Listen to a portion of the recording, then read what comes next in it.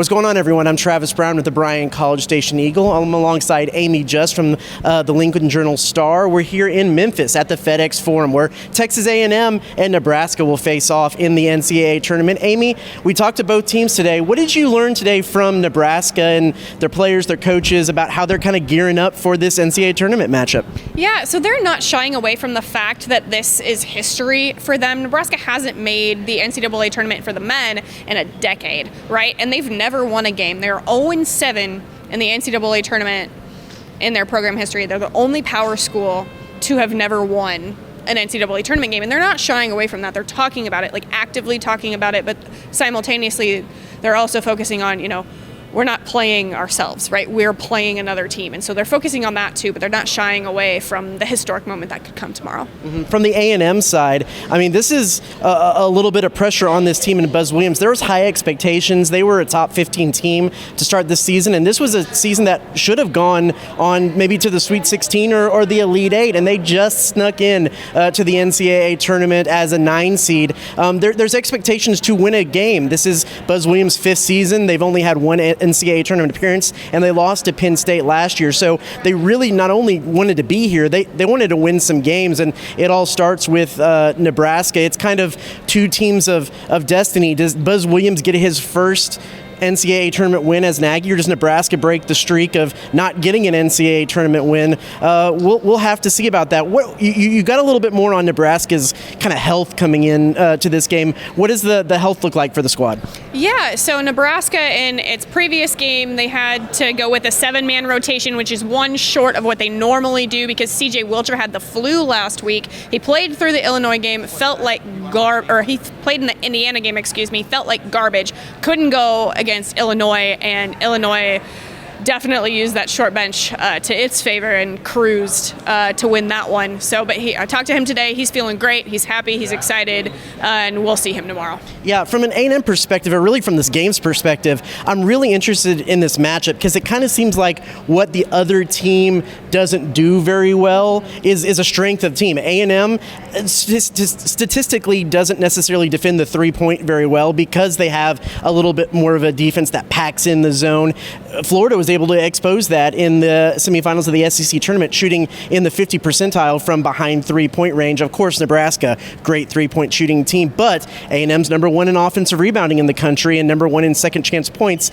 Nebraska, not so great on the boards. Kind of how are you seeing this matchup so far, and one that it seems like someone's going to have to be good at something that they necessarily haven't been good at this season to be able to win? Yeah, so what I think is going to happen is whoever excels in like that metric, one or the other, more is going to win, right?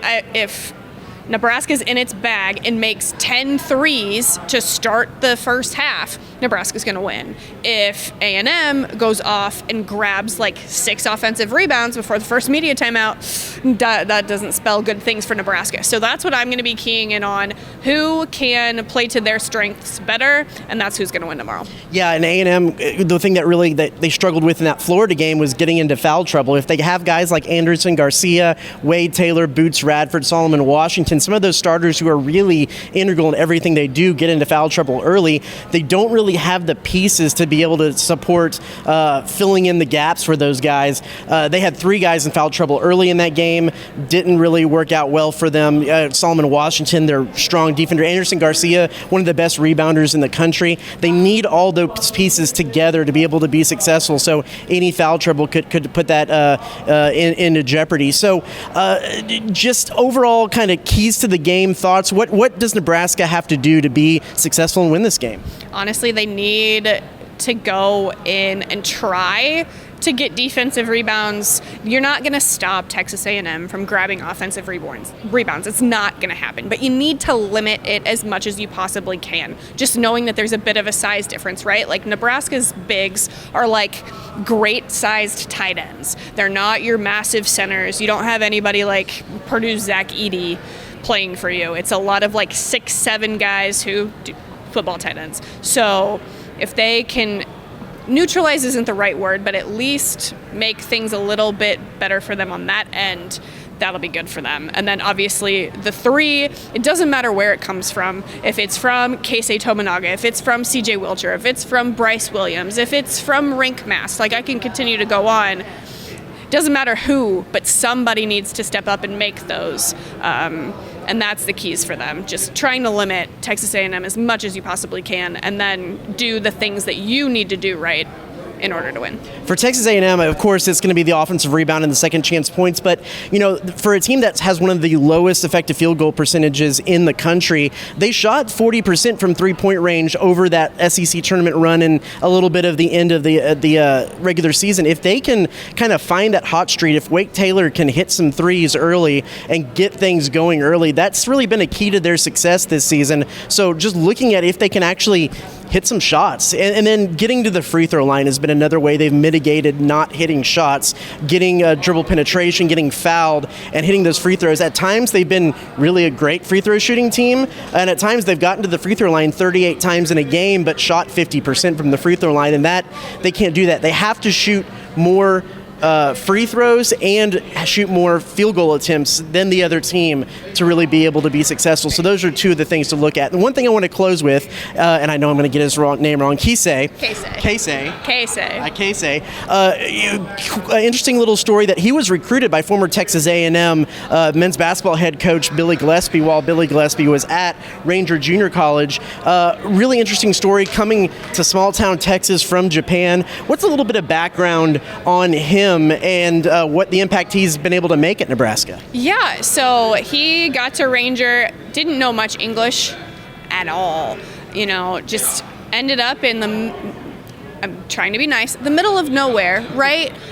From everything he knew, so far away from all of it, and then, played really well there, and Nebraska ended up finding him, and it's been, a great journey for him. Even when he got to Lincoln, he really didn't know a whole lot of English, but he knew how to play basketball. And, through that immersion, through 3 years now of experience at Nebraska, he has, completely come into his own, right? He's dating a girl from Nebraska. His English is getting a lot better, a lot more conversational. Just to know what he grew from last year when I first got here to now, it's incredible. And then you look at him on the basketball court, and he is not afraid of anything or anyone. If he wants to, and if he sees it, he will drive to the basket and go get a layup. Just because he's not afraid of anything, it doesn't matter if there's 28 seconds left in the shot clock and he's being heavily contested from outside the arc, at the logo. If he's feeling it, he's gonna shoot it. So for Texas A&M fans, he's one to watch, but he's not. If he doesn't get going, that doesn't mean that Nebraska's going to lose. Nebraska has a lot of different weapons, and I think that's going to pose problems for A&M, because if you only have your attention on one guy, Nebraska's going to make you pay. We'll be here at the FedEx Forum, I would say all weekend, at least through tomorrow. One of us will probably be going home to see who it is, watch the game, and then check the Lincoln Star-Journal and the Bryan-College Station Eagle for continuing coverage of the NCAA tournament here in Memphis.